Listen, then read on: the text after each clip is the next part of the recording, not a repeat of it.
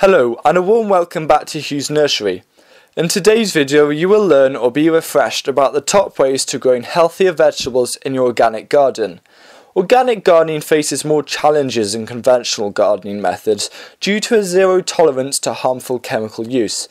But it is very possible to get a higher yielding harvest because other gardening methods overlook fundamental points to a stronger crop. This brings me to my first tip: nitrogen fixation. Nitrogen fixation is a key building block to fertile soils for your vegetables. Plants need the ammonia form of nitrogen for essential life components like proteins and amino acids. However, they can't use the nitrogen which makes up 80% of the air we breathe in.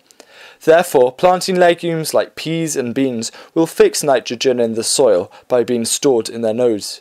This nitrogen can then be used up by other plants requiring this. Companion plant broad beans, sugar snap peas, and other legumes with other vegetables, and as a result they will promote plant growth. Secondly is to mulch raised beds in the autumn with a 3-inch layer of either well-rotted manure, leaves or leaf mould, and cover with a dark plastic. Make sure it is moist beforehand.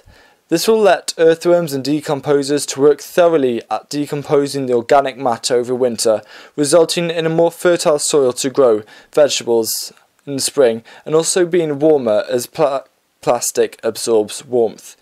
Ensure you poke a few holes to allow a flow of oxygen, otherwise decomposition will not be possible. If you'd like to see a detailed video, click on the annotation above and learn the steps to success in 6 minutes. Thirdly is growing in containers. This is an especially important tip if you have a small garden or even limit to a balcony, but growing organic vegetables can be done in almost any situation. Also, people with larger gardens should strive to include containers to grow some of their produce in. But why?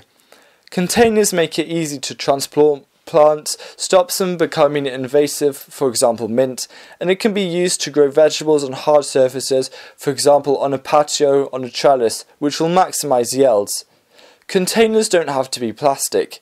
They can easily assemble together wooden plant boxes or make hanging baskets out of dowels to grow cherry tomatoes. The possibility is endless. My fourth tip is to work with nature by attracting beneficial insects such as pollinators or bugs, which will help keep pest numbers down. I strongly suggest you devote at least 10% of your space to attracting beneficial insects. That does not mean to simply plant flowers, as you can still use the plants you grow as food.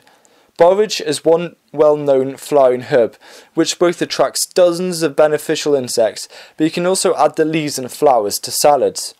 A colourful way to bring pollinators is to grow a flower border consisting of herbs of the likes of marjoram, mint and borage, along with cornflowers and buckwheat. This will create a paradise for visiting bees, and why not create a movable paradise, for example planting in a bucket or a wheelbarrow and being able to move it around your garden. The fifth and final tip for growing organic vegetables is to get ahead of the game with weeds.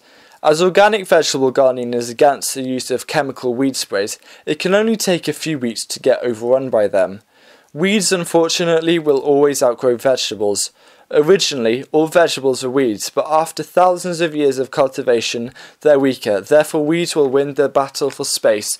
But there are plenty of methods which will help you get that vital step ahead of the game. My personal favourite method is mulching, using up the abundance of free resources, for example leaves, cardboard and grass clippings we can source from our own backyard, in the house or in your local park. This fall, collect leaves and in the spring you can use them to place in between the rows of plants, stopping light hit the bare patches of ground and also adding nutrients as they slowly decompose. Add a 2 to 3 inch layer and repeat when you see weeds poking through. Another great mulch is wood chippings, which you can get for free or for a very cheap price at a local sawmill.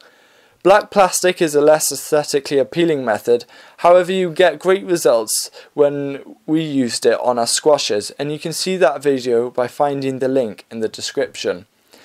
I hope you have found this video interesting, and I would love to know what your top tips are, so please post them down below in the comment section. I thank you very much for watching, and I'll see you again soon in another video. Remember, don't panic and grow organic.